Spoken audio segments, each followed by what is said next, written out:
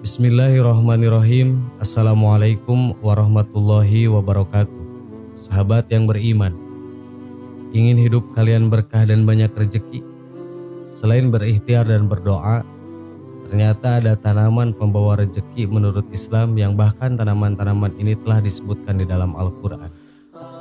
Bagi umat muslim, Al-Quran dijadikan sebagai sumber pengetahuan, penuntun dan rujukan dalam menjalani kehidupan.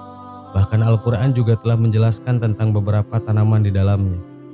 Ternyata ada banyak tanaman yang disebutkan di dalam Al-Quran, dan beberapa di antaranya dipercaya dapat membawa rezeki bagi pemiliknya. Setidaknya terdapat 7 jenis tanaman yang telah disebutkan di dalam Al-Quran dan dapat membawa rezeki. Lantas, apa saja tanaman tersebut? Berikut ini adalah 7 tanaman pembawa rezeki menurut Islam yang sudah disebutkan di dalam Al-Quran yang dapat kalian ketahui.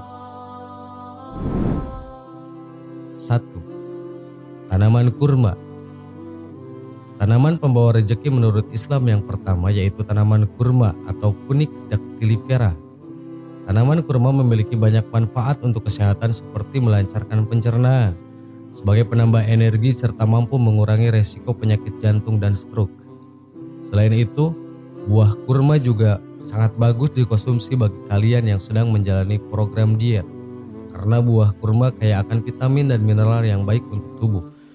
Kurma telah disebutkan di dalam ayat suci Al-Quran dalam surah Maryam ayat 26 yang berbunyi, "Dan goyangkanlah pangkal pohon kurma itu ke arahmu, niscaya pohon itu akan menggugurkan buah kurma yang masak kepadamu." 2. Tanaman zaitun. Tanaman pembawa rezeki menurut Islam yang selanjutnya itu tanaman zaitun atau Olea europhae. Pohonnya diketahui menghasilkan sebuah buah bernama zaitun, sehingga oleh banyak orang yang sering disebut sebagai pohon zaitun. Buah zaitun dapat dipadukan dengan berbagai macam jenis makanan, bahkan buah zaitun dapat dibuat menjadi minyak yang memiliki banyak sekali manfaat untuk kesehatan dan kecantikan. Buah zaitun memiliki manfaat antara lain mampu memecah batu ginjal, dapat mengurangi diabetes sehingga dapat menambah nafsu makan. Tanaman zaitun juga telah disebutkan berulang kali di dalam Al-Quran dan salah satunya ada di dalam surah An-Nahl ayat 11 yang berbunyi, "Dengan air hujan itu dia menumbuhkan untuk kamu tanaman-tanaman zaitun, kurma, anggur dan segala macam buah-buahan. Sungguh pada yang demikian itu benar-benar terdapat tanda kebesaran Allah bagi orang yang berpikir." 3. Tanaman anggur. Tanaman pembawa rezeki menurut Islam yang berikutnya adalah tanaman anggur atau Pithecus vinifera. Buah anggur diketahui memiliki manfaat untuk membantu melancarkan pencernaan, mengurangi resiko terkena serangan penyakit jantung hingga mampu mendorong produksi darah. Tanaman anggur telah disebutkan di dalam Al-Quran pada surat Al-Isra ayat 91 yang berbunyi, "Atau engkau mempunyai sebuah kebun kurma dan anggur, lalu engkau alirkan di celah-celahnya sungai yang deras alirannya." 4. Pohon pisang. Pohon pisang atau Musa paradisiaca diyakini dan dianggap sebagai salah satu buah surga sesuai dengan nama latinnya. Buah pisang diketahui dapat merangsang memori dan mengaktifkan pikiran. Selain itu, manfaat lain yang dapat diperoleh setelah mengkonsumsi buah pisang yaitu dapat melancarkan sistem pencernaan dan menurunkan berat badan. Tanaman pisang juga telah disebutkan di dalam Al-Quran dalam surat Al-Waqiah ayat 29 yang berbunyi, "Dan pohon pisang yang bersusun-susun buah." 5. Buah tin. Tanaman ini sangat istimewa karena disebutkan dalam Al-Quran, bahkan namanya termasuk ke dalam salah satu surat di dalam Al-Quran dan termasuk tanaman yang populer dalam budaya Islam. Buah tin diketahui memiliki banyak manfaat bagi kesehatan manusia, seperti dapat mencegah munculnya tumor, membantu menyembuhkan diabetes, mengatasi hipertensi, mencegah penyakit jantung, mengobati anemia dan masih banyak lagi yang lainnya. Buah tin juga telah disebutkan di dalam Al-Quran surah At-Tin ayat 1 yang berbunyi, "Demi buah tin dan buah zaitun."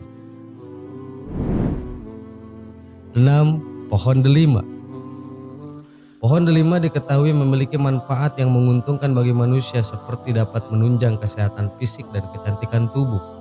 Buah delima telah disebutkan sebanyak 3 kali di dalam Al-Quran, yaitu pada surat Al-An'am ayat 99 dan ayat 141 serta surat Ar-Rahman ayat 69. Hal tersebut tentu saja membuat pohon delima begitu istimewa.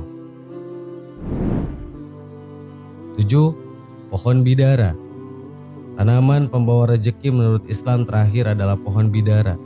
Pohon bidara dipercaya merupakan tumbuhan surga pembawa berkah yang ada di dunia saat ini. Di dalam Al-Quran, daun bidara dikenal dengan nama daun sidr. Daun bidara sering sekali digunakan sebagai obat herbal yang dinilai sangat ampuh dan efektif untuk mengobati berbagai macam gangguan kesehatan. Manfaat yang diperoleh dari daun bidara antara lain, yaitu dapat mempercepat penyembuhan luka, mengeringkan luka, meredam gangguan lambung hingga dapat mengobati kepetihan. Pohon bidara juga telah disebutkan dalam Al-Quran dalam surat Al-Waqiah ayat 28 yang berbunyi, berada di antara pohon bidara yang tak berduri. Sahabat yang beriman, itulah 7 tanaman pembawa rezeki menurut Islam yang sudah disebutkan di dalam Al-Quran. Allahu a'lam. Assalamualaikum warahmatullahi wabarakatuh.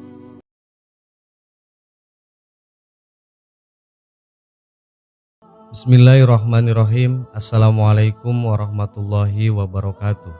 Sahabat yang beriman, memiliki rumah dengan tanaman di halaman sekitar rumah memanglah terlihat asri dan teduh. Namun tahukah kalian jika ada tanaman yang dilarang dalam Islam untuk ditanam di halaman rumah? Dalam sebuah hadis, Rasulullah mengatakan bahwa yang dirawat dengan tujuan memberikan manfaat bagi orang lain dapat menjadi ladang pahala.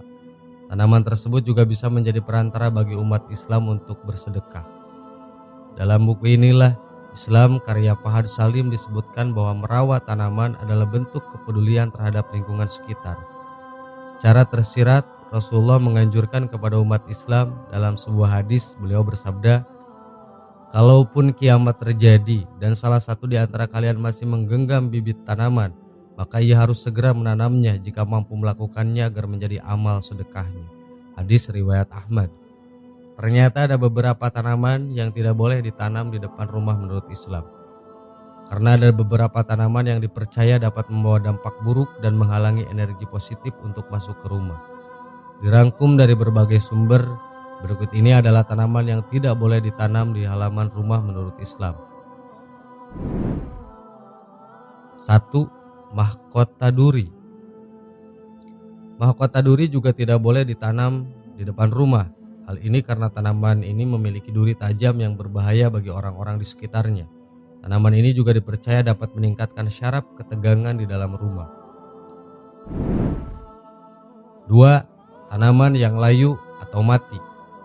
Meletakkan tanaman yang sudah layu atau mati juga perlu dihindari.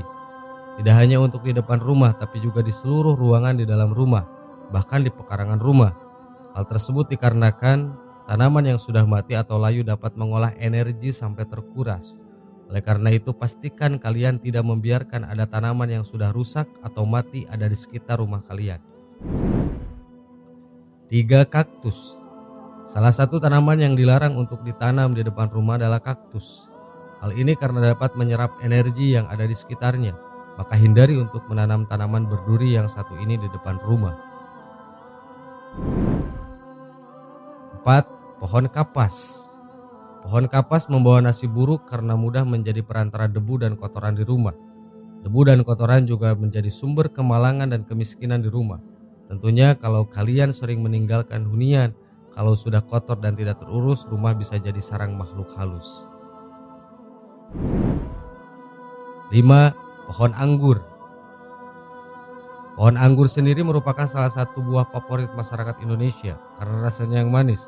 Dalam kepercayaan orang Jawa misalnya, ada orang yang menganggap anggur bisa membawa kebangkrutan kepada pemiliknya. 6. Pohon bonsai. Pohon bonsai beberapa pohon lain yang menghasilkan bunga merah tidak boleh ditanam di dalam ruangan. Alasannya, sifat tanaman ini memiliki pertumbuhan terbatas dan harus terus dijaga tetap bisa memberi pengaruh buruk kepada kehidupan Anda dan keluarga. Jika kalian masih ingin memelihara pohon bonsai, Kalian harus menanam pohon bonsai di ruang terbuka atau ditanam di area tanam. 7. Tanaman mirtus dan asam jawa. Ada yang menganggap mirtus atau secara filosofis mirip dengan tanaman asam sebagai tanaman buah nasib buruk dan tidak boleh dipertahankan. Kalian seharusnya tidak merawat kedua tanaman ini atau membangun rumah di dekat kedua tanaman ini jika tidak ingin mendapatkan nasib buruk dan kemalangan. 8. Pohon pepaya. Berdasarkan kepercayaan tradisional sejak zaman dahulu, pohon pepaya selalu terkait sebagai pohon yang kurang baik kehadirannya. Pasalnya, pohon pepaya tak hanya membawa energi buruk ke rumah, tetapi juga menjadi sebagai salah satu tempat kesukaan makhluk gaib. Dengan adanya makhluk tersebut, akan semakin banyak godaan buat kalian untuk berbuat jahat atau hidup tidak tenang. Sahabat yang beriman, itulah 8 tanaman atau pohon yang tidak boleh ditanam di halaman rumah. Wallahu a'lam. Assalamualaikum warahmatullahi wabarakatuh.